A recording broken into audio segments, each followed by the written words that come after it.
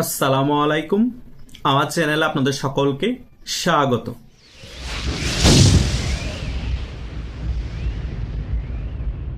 গতকাল থেকেই আমার ইউটিউবে অনেক সাবস্ক্রাইবার আমাকে একটি প্রশ্ন বারবার করছে যে ভাইয়া, আমরা বিভিন্ন জায়গা থেকে শুনতে পাচ্ছি আওয়ামী লীগ থেকে নাকি একটি বড় ঘোষণা আসবে। এই বড় ঘোষণা কিসের ঘোষণা? আপনি যদি আমাদেরকে এই সকল বিষয় নিয়ে ব্যাপারগুলো ক্লিয়ার করে দিতেন তাহলে আমাদের কনফিউশন দূর হতো।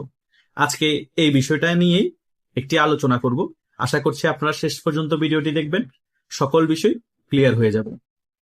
মূলত আওয়ামী লীগের যে বড় ঘোষণাটি আসতে যাচ্ছে সেটা হচ্ছে আওয়ামী লীগের নেতাদেরকে সংগঠিত হয়ে মাঠে নামার ঘোষণা। এখন আপনাদের মনে প্রশ্ন হতে পারে, হুটহাট করে এই খারাপ পরিস্থিতিতে আমরা কিভাবে মাঠে নামবো? শুধু ঘোষণা দিলেই হবে? আসলে শেখ হাসিনা এত পাগলের কাজ কখনোই করবে না। তিনি একজন দূরদর্শী নেত্রী, তিনি একজন আয়রন লেডি। তিনি নিশ্চয়ই আওয়ামী লীগের সকল নেতাকর্মীদেরকে মাঠে নামার ঘোষণা দেওয়ার আগে অ্যাক্টিভলি আওয়ামী লীগের অনেক মাঝারি পর্যায়ের নেতাদেরকে দেশে ফিরে আসতে বলবেন।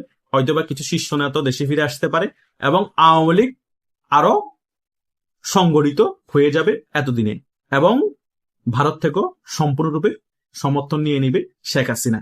সকল কিছু বুঝিয়ে তখন আওয়ামী লীগ থেকে একটি বড় ঘোষণা আসবে এবং আওয়ামী লীগের সকল নেতা কর্মীদেরকে এবং মাঝারি পর্যায়ের নেতারা বলেন শীর্ষ পর্যায়ের নেতাদের নেতৃত্বে আওয়ামী লীগ মাঠে নামবে।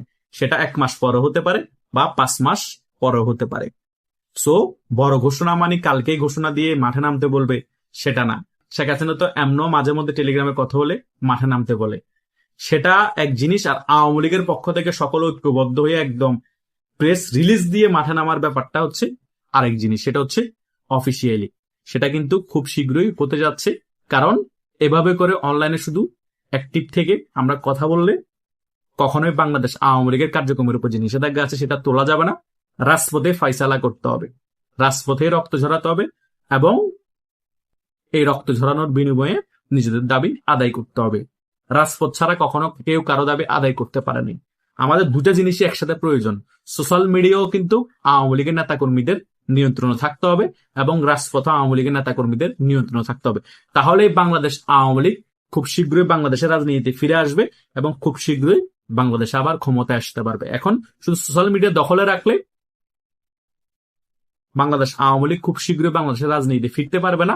হয়তো একটা ন্যারেটিভ তৈরি করতে পারবে এবং বাংলাদেশ আওয়ামী লীগের কার্যক্রমের উপর যে নিষেধাজ্ঞা আছে সেটাও তুলতে পারবে না। সো ন্যারেটিভও তৈরি করতে হবে, সোশ্যাল মিডিয়াও নিজেদের অবস্থান জানান দিতে হবে, প্রচার করতে হবে। তার পাশাপাশি আওয়ামী লীগের যে সকল নেতা কর্মীরা আছে তাদেরকে সংগঠিত করে মাঝারি পর্যায়ের অনেক নেতা দেশে ফিরে এসে তাদের নেতৃত্বে রাজপথে আন্দোলন সংগ্রাম শুরু করে দিতে হবে। এবং এটাও মাথায় রাখতে হবে, যে নেতা নেতৃত্ব দিবে আন্দোলন সংগ্রামের সেই নেতার পর আরো 5-6 জন নেতা তৈরি করে রাখতে হবে, যাতে ওই নেতা অ্যারেস্ট হওয়ার পর আরেকটা নেতা সামনে চলে আসে। এভাবে করে করে কতজনকে গ্রেপ্তার করবে? সম্ভব না। সেম ইরানি কায়দায় সেট আপ সাজাতে হবে আওয়ামী লীগ শীর্ষ পর্যায়ে যারা নেতা আছে তাদেরকে, যাতে নেতৃত্বের সংকটে না পড়ে আওয়ামী লীগ।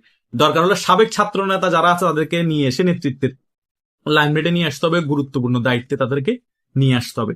তাহলে দেখবেন বাংলাদেশ আওয়ামী লীগের আন্দোলন চাঙ্গা হবে। কারণ বাংলাদেশ আওয়ামী লীগের জনসমর্থনের কমতি নেই, বাংলাদেশ আওয়ামী লীগের নেতাকর্মীদেরও কমতি নেই। জাস্ট নেতৃত্ব দেওয়ার অভাবে বাংলাদেশ আওয়ামী লীগ রাজপথে নামতে পারছে না, সংগঠিত হতে পারছে না, আন্দোলন সংগ্রাম করতে পারছে না।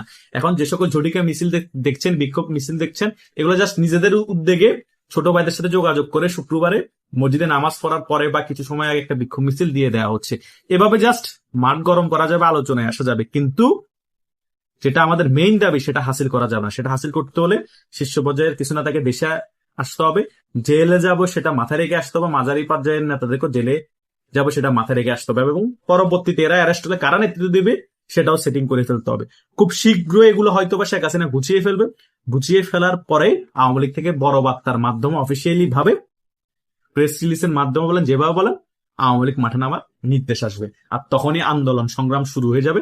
তারপরে দেখবেন খুব তাড়াতাড়ি হয়তো বিএনপি সরকার বাধ্য হবে আওয়ামী লীগের কার্যক্রমের উপর নিষেধাজ্ঞা তুলে নিতে, আর তা না হলে বিএনপি রেজি পড়ে যাবে। ভারত সম্পূর্ণরূপে তখন বাংলাদেশ আওয়ামী লীগের পক্ষে থাকবে। এটা হচ্ছে 100%। ভারতের 2-3টা রাজ্যের মধ্যে নির্বাচন চলতেছে, সেটার রেজাল্ট মোটামুটি যদি বিজেপির পক্ষে 100% হয়ে যায়, বিজেপি সর্বসর্বা হয়ে যাবে ভারতের মধ্যে, এবং 100% তখন বাংলাদেশ নিয়ে মাথা ঘামাতে বিজেপির আর প্যারা থাকবে না। আর বাংলাদেশ একটা চুনুপুটি দেশ ভারতের জন্য। বাংলাদেশকে সম্পূর্ণরূপে টেকনিক্যালি ভাবে চাপে ফেলে আওয়ামী লীগকে আবার রাজনীতি ফেরানো ভারতের পক্ষে কিছুই না। ভারত জাস্ট এখন চাণক্য নীতির কারণে একটু ঘা ঘেঁষা দিচ্ছে, অর্থনীতি একটু দুর্বল হোক বাংলাদেশের, তারপরে আবার বাংলাদেশের মধ্যে আওয়ামী লীগের রাজনীতি ফিরিয়ে আনবে, আওয়ামী লীগকে আবার ক্ষমতা বসাই দিব, কোনো সমস্যা নেই। কারণ ভারত কখনোই চাইবে না ভারতের অর্থনীতি থেকে বাংলাদেশের অর্থনীতি উপরে চলে যাক। সেই কারণে মাঝে মধ্যে একটু ঢিলা দেয়, যাতে একটু কোন্দল লেগে থাকে, জঙ্গিদের আস্ফালন হয়, এটাকে কেন্দ্র করে আবার ভারত চাপ সৃষ্টি করতে পারে, বহির্বিশ্ব থেকে ভারত যাতে সমর্থন নিতে পারে। সকল কিছু ভারত নিজেদের স্বার্থের কথা চিন্তা করে, আবার তাদের মৃত্যুর কথা চিন্তা করে। যতই মৃত্যুর কথা চিন্তা করুক, অন্য দেশ সবসময় এটা মাথায় রাখবে, পার্শ্ববর্তী যে দেশ যেটা আছে সেটা আমাদের থেকে শক্তিশালী না হোক, আমাদের থেকে অর্থনীতিতে উপরে চলে না যায়, সবসময় আমাদের রাডারের ভিতর থাকুক, সেটা যে হোক। সো ভারত একদিক থেকে আমাদের উপকার করলো, অন্যদিক থেকেও আমাদের ব্যাপারে নেগেটিভ চিন্তা করে, এটা আমরা বুঝি। তারপরও ভারত মন্দের ভালো কেন বলি? কারণ ভারত ছাড়া আমাদের কোনো অপশন নাই। আমরা পাকিস্তানের সাথে বন্ধুত্ব করে কোনো লাভ নাই, পাকিস্তানের থেকে আমরা কিছু আমদানি রপ্তানি করে কোনো লাভ নাই। আমদানি করতে পারবো আমরা ওখান থেকে কি? জঙ্গি। আমদানি করতে পারবো আমরা ওখান থেকে কি? পাথর। আর কিছুই না, কারণ পাকিস্তানের অর্থনীতি আমাদের থেকে দুর্বল। সো ভারত থেকে আমরা অনেক কিছু আমদানিও করতে পারবো, রপ্তানি করে টাকাও আমরা কিছু পাবো, এবং অনেক সুযোগ সুবিধা ভারত থেকে পাবো। কিন্তু আমরা একটু অর্থনীতিতে ভারত থেকে যাতে দুর্বল থাকে, ভারত এটা সবসময় চাইবে সকল কিছু সাহায্য সহযোগিতা করার পরে।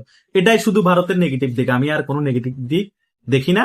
আর ভারত তার সীমান্ত জায়গার মধ্যে মাঝে মধ্যে বাঙালিদেরকে হত্যা করে, সেটাও নেগেটিভ দিক, সেটাও আমি সবসময় বলি। সো তারপর আমি ভারতকে সমর্থন করি, কারণ ভারত মন্দের ভালো সে কারণে। আর ভারত কখনো জঙ্গিবাদকে প্রমোট করে না বাংলাদেশের মধ্যে। জঙ্গিবাদের আস্ফালন ঘটলে তখন সেটাকে দমিয়ে রাখার চেষ্টা করে তার রয়ের মাধ্যমে, এবং আওয়ামী লীগকে সমর্থন দিয়ে আওয়ামী লীগকে আবার শক্তিশালী করে। অলরেডি সেই কারণে আবার আওয়ামী লীগকে ভারত বাংলাদেশে শক্তিশালী করবে, যেভাবে বলেন, গোয়েন্দা সংস্থার মাধ্যমে বলেন, ফান্ডিং করে বলেন, আরো বিভিন্ন কূটনীতিক চাপ দিয়ে বলেন, এই সরকারকে আওয়ামী লীগকে বাংলাদেশের রাজনীতি ফিরিয়ে আনবে। এবং আওয়ামী লীগও মোটামুটি গুছিয়ে নিচ্ছে সকল কিছু। আওয়ামী লীগও টেকনিক্যালি ভাবে সকল কিছু গুছিয়ে নিয়ে আওয়ামী লীগ তাদের দাবি আদায় করে নিবে। খুব তাড়াতাড়ি সকল কিছুর বার্তা আসবে, খুব তাড়াতাড়ি আওয়ামী লীগের এই সকল বিষয়ে ঘোষণা আসবে। টেলিগ্রাম ছেড়ে এখন আওয়ামী লীগের নেতা কর্মীরা রাজপথে নেমে আসবে এবং রাজপথ দখল করবে এবং শেখ হাসিনাকে দেশে ফিরিয়ে আনবে। খুব ক্লিয়ার কাট কথা। সো আপনারা ব্যাপারগুলো আমি যেগুলো বুঝাতে চেয়েছি বুঝতে পেরেছেন। ভারতের ব্যাপারগুলো আপনাদেরকে ক্লিয়ার করেছি, যে ভারতের নেগেটিভ দিক কোনগুলা, পজিটিভ দিক কোনগুলা। প্রত্যেক জিনিসের বিপরীত প্রতিক্রিয়া থাকে। সো ভারতের পজিটিভ দিক আছে, বাংলাদেশের ব্যাপারে নেগেটিভ দিকও আছে, কিন্তু ওভারঅল চিন্তা করলে ভারত বাংলাদেশের জন্য মন্দের ভালো, সেটাই আপনাদেরকে আমি বোঝানোর চেষ্টা করেছি। সো আওয়ামী লীগের যে বড় বার্তা আসবে বা যে বড় ঘোষণা আসবে, সে সকল বিষয়ে আমি মোটামুটি পুঙ্খানুভাবে আপনাদেরকে বোঝানোর চেষ্টা করেছি। আশা করছি যারা শেষ পর্যন্ত ভিডিওটি দেখেছেন সকল বিষয় ক্লিয়ারলি বুঝতে পেরেছেন। তবুও কোনো কনফিউশন থাকলে ভিডিওর কমেন্ট বক্স আপনাদের জন্য খোলা আছে, এখানে কমেন্ট করতে পারেন। এখানে আমি আরো ক্লিয়ারলি আপনাদেরকে বোঝানোর চেষ্টা করব কমেন্ট করে। ধন্যবাদ সকলকে।